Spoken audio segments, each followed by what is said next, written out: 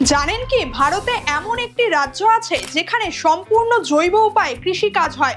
কথায় আছে প্রতিদিন একটি আপেল ডাক্তারকে দূরে রাখে। অর্থাৎ আপেলের মধ্যে এমন কিছু গুণ আছে যা আমাদের শরীরকে যে কোনো রোগ থেকে বাঁচিয়ে রাখে।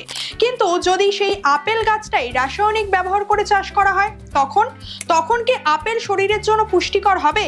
আজকের দিনে ভারতের বেশিরভাগ চাষাবাদ হয় রাসায়নিক সহযোগে, কিন্তু সিকিম হলো ভারতের প্রথম রাজ্য যেখানে সম্পূর্ণ অর্গানিক পদ্ধতিতে কৃষিকাজ করা হয়।